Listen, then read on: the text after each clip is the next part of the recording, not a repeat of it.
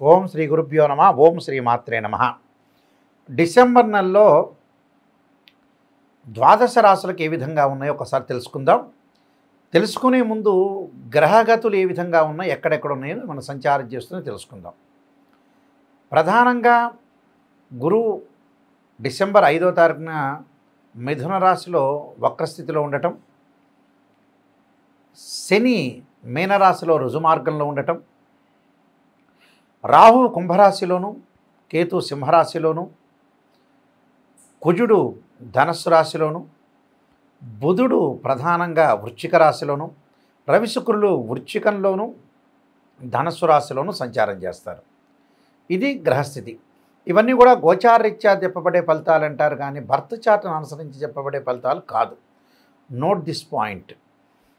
What is the difference between transit system and birth system అంటే natal chart అంటారు.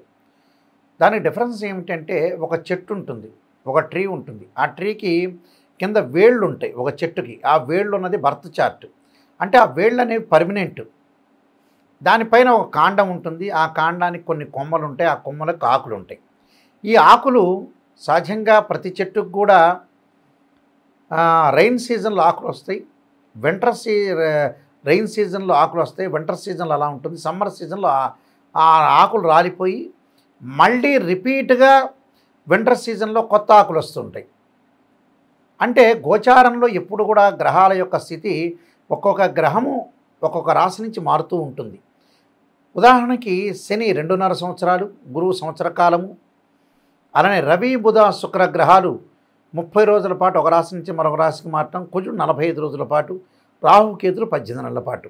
ఇవన్నీ కూడా గోచారరీత్యా చెప్పబడే ఫలితాలు అంటారు. ఈ గోచారరీత్యా చెప్పబడే ఫలితాల్లో ప్రధానంగా ఈ ద్వాదశ రాశుల వాళ్ళకి ఎలాంటి ఫలితాలు జరగబోతున్నాయని చూడాలి. ఎప్పుడు కూడా గోచారం 20% సపోర్ట్ ఉంటుంది.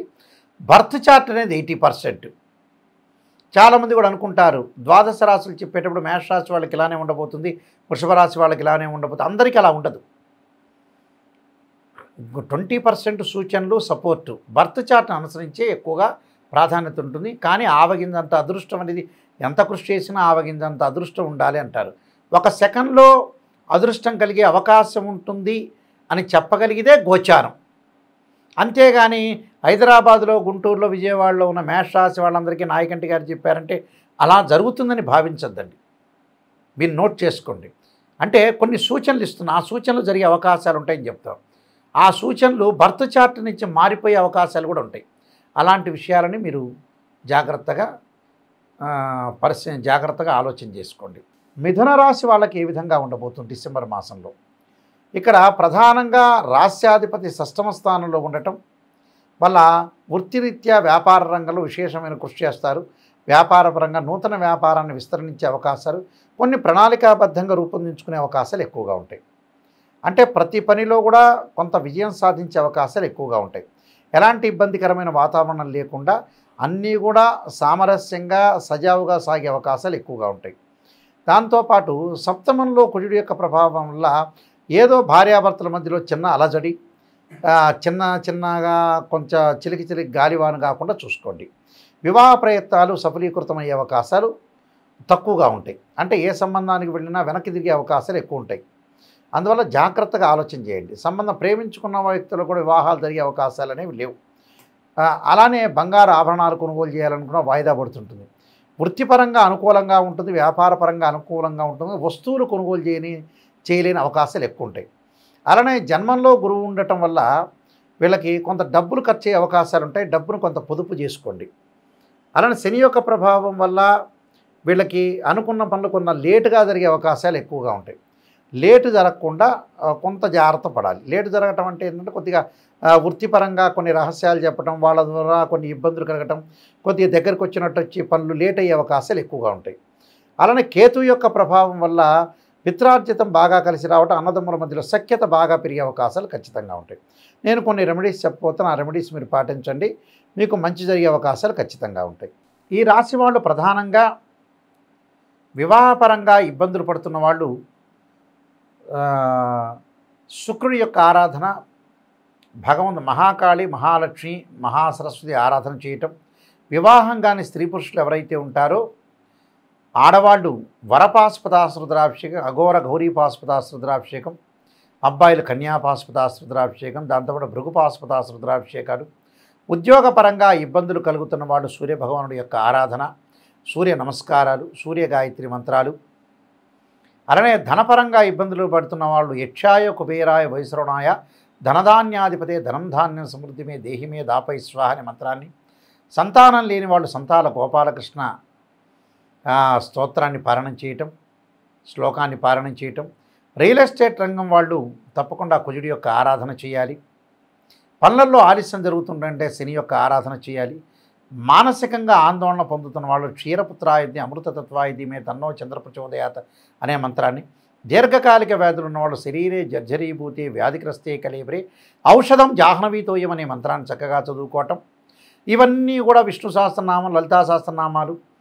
ఆదిత్యాయ సోమాయ మంగళాయ చ బుధాయ చ గురు శుక్ర శనిభ్యచ్చ రాహవే కేతువే అనే మంత్రాన్ని చక్కగా, ఇలాంటి మంత్రాలు ప్రత్యేకంగా ఇలాంటివన్నీ కూడా చదువుకోవటం చాలా మంచిది. అయితే దీనికి యజ్ఞయాగాది క్రతువులన్నీ కూడా ఉన్నాయి. కానీ చాలామంది కూడా ఏం ఆలోచన చేస్తున్నారంటే బర్త్ చార్ట్ ఎప్పుడు కూడా ఇంపార్టెంట్. బర్త్ చార్ట్లో వాళ్ళ లగ్నాన్ని అనుసరించి రాశిచక్రము, నవాంశము, భావచక్రాలు, సప్తమాంశము, దశమాంశం అనే D16 చార్ట్స్ ఉంటాయి. అలా వైదిక ఆస్ట్రాలజీలో, అలానే కేపీ సిస్టంలో చూసుకోవచ్చు. సబ్లార్డు, సబ్లార్డు, ఇవన్నీ కూడా నక్షత్ర జ్యోతిష్యం చూసుకోవాలి. అలానే ఎన్ని డిగ్రీల్లో మ్యాథమెటికల్ క్యాలిక్యులేషన్స్ పెట్టి రాశిని మ్యాథమెటికల్ క్యాలిక్యులేషన్ చేసి జాతక చక్రాన్ని చూడాలి. అలానే ఒక జాతకం ఒక జాతకానికి మ్యాచ్ అవుతుందా లేదంటే చాలామంది కేవలం గుణాలను మాత్రమే చూసుకుంటారు. 18 గుణాలు వస్తే బాగుండని. అది కాదు. గ్రహమైత్రి, రాశి పొంతన, శ్రీదీర్ఘ కూటమి, మహేంద్ర పొంతన, అలానే తారాబలము, వర్ణకూటమి, వస్యకూటమి, అలా షష్టాష్టకాలు, ద్విద్వాదశాలు, శుభనవపంచకాలు, ఇలాంటివన్నీ కూడా కాకుండా జాతకంలో విడివిడిగా అమ్మాయి అబ్బాయి జాతకంలో ఎలాంటి దోషాలు ఉన్నాయి చూసుకోవాలి. శుక్రదోషమా, కుజదోషమా, పునర్భవ దోషమా, కాలసర్ప దోషమా, సర్పదోషమా, ఇలాంటివన్నీ కూడా 2, 7, 8, 12 స్థానాల వివాహానికి. వృత్తిపరంగా ఉండే దశమం, దానికి ద్వాదశ భావ, ఏదైతే ఒక లగ్నకుండాలని మనం పరిశీలన చేసేటప్పుడు దానిలో ఉండే గ్రహము, రాస్యాధిపతి, భావాధిపతి మూడింటిని కూడా అనాలిసిస్ చేయాలి. అన్ని చక్రాలని అనాలిసిస్ చేయాలి. ఒక ఉదాహరణకి ఒక ఎగ్జాంపుల్, వివాహం కావట్లేదంటే రాశిచక్రం, భావచక్రం, నవాంశం. సంతానం లేదు, రాశిచక్రం, భావచక్రం, సప్తమాంశం. వృత్తిపరంగా ఇబ్బందులు కలుగుతాయి, రాశిచక్రం, భావచక్రం, దశమాంశ చక్రం.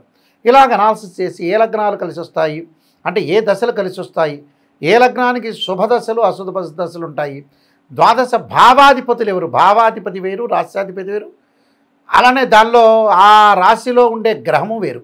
ఆ రాశిలో ఉండే గ్రహాన్ని టెనెంట్ అంటారు. భావాధిపతి ఓనరు, రాశ్యాధిపతి బిల్డరు అని అర్థం. అంటే ఎగ్జాంపుల్ చెబుతున్నాం మీకు. ఇలాంటివన్నీ కూడా అనాలిసిస్, మ్యాథమెటికల్ క్యాలిక్యులేషన్ చేసి డిగ్రీలు అనాలిసిస్ చేస్తేనే పర్ఫెక్ట్గా వస్తుంది. అరకొరకు నాలెడ్జీ తోటి ఉండి మీరు మోసం చేసుకోవద్దండి. సరైన ఆస్ట్రాలజీని సంప్రదించండి. www.nayakanti.com చూడండి, www.nayakanti.in చూడండి. గూగుల్లో కానీ యూట్యూబ్లో కానీ నాయకంటి మల్లికార్జున శర్మ బుక్స్ అని కొట్టండి. నేను 15 పుస్తకాలు రాశాను. కాలసర్పయోగం, కాలసర్పయోగ చంద్రిక, రాహుకేతులు, ఛాయాగ్రహాలు, స్వప్నశాస్త్రము, అలానే జాతక చంద్రిక, వివాహ మార్తాండము, బృహత్ పరిహార సింధు, సర్వదేవతా గోత్రలు పార్ట్ 1, పార్ట్ 2, ఇలాంటి number of English, Telugu, astrology చాలా బుక్స్ రాశాను. మీరు ఏదైతే ఆ బుక్స్ కూడా మా దగ్గర లభ్యమవుతాయి, తీసుకోవచ్చు. లేకపోతే మోహన్ పబ్లికేషన్, కోటగుమ్మన్, రాజమండ్రి వాళ్ళ దగ్గర కూడా మీరు సంప్రదించవచ్చు. అయితే ఇవన్నీ కూడా ఆలోచన చేయండి.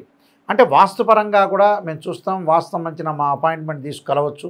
మా నెంబర్ ఉంది, ఆ నెంబర్ నా దగ్గరికే డైరెక్ట్గా వస్తుంది, ఎవరి దగ్గరికి వెళ్ళదు. మీరు ఏం ఆలోచన చేయాలన్నా, ఏ జాతకపరంగా చూపించుకోవాలన్నా, వాస్తు ప్రకారంగా కానీ, సంఖ్యాశాస్త్రం ప్రకారంగా కానీ, యజ్ఞయాగాది క్రతువులు కానీ, ఆగమశాస్త్రం, దేవాలయ ఆగమశాస్త్రం ఉంటుంది. ధ్వజస్తంభం ఇన్ని ఫీట్లు పెట్టాలి, ఇంత ప్రమాణం ఉండాలి, బలిపీఠం ఇంత ఉండాలి అనే దాని మీద కూడా నేను బుక్స్ రాశాను. మీరు దేవాలయం కానీ, యజ్ఞయాగాది క్రతువులు కానీ, రెమెడీస్ కానీ సరైన రెమెడీస్ చేసుకోండి. ఈ మధ్యకాలంలో ఉప్పు దీపం పెడితే కోటీశ్వరుడు అవుతారని, నిమ్మకాయని వచ్చి ఈశాన్య భాగంలో పెడితే వివాహం అవుతుందని, అలానే నువ్వుల్లో పాలన కలిపి తింటే ఉద్యోగం వస్తుంది. ఇవన్నీ కూడా ఫేక్ రెమెడీస్. ఋగ్వేదము, యజుర్వేదము, సామవేద, అథర్వణ వేదాల్లో ఇలాంటివి ఏవి కూడా చెప్పలేదు. ఎక్కడో మహారాష్ట్ర నుంచి లాల్ కితాబ్ రెమెడీస్ వచ్చినాయి. ఆ రెమెడీస్ పాటించడం వల్ల ఏమీ జరిగేది పని లేదు. డబ్బు ఎక్కడ ఖర్చు పెట్టాలో అక్కడ ఖర్చు పెట్టండి. యజ్ఞయాగాది క్రతువులలో మంచి జరుగుతుంది. కానీ జాతకాన్ని అనుసరించి సిద్ధాంతిని సంప్రదించి మాత్రమే చేయండి. ఇలాంటి విషయాలన్నీ కూడా గ్రహించాలి. ఎందుకంటే చాలామంది మాదానులలో కూడా ఆర్ఎంపీ డాక్టర్లు, ఎంబీబీఎస్ డాక్టర్లు, ఎంఎస్ డాక్టర్లు ఉంటారు. గుళ్ళో పూజలు అర్చకత్వం చేస్తారు, బట్టలు కట్టిస్తారు, మంచి అభిషేకం చేస్తారు.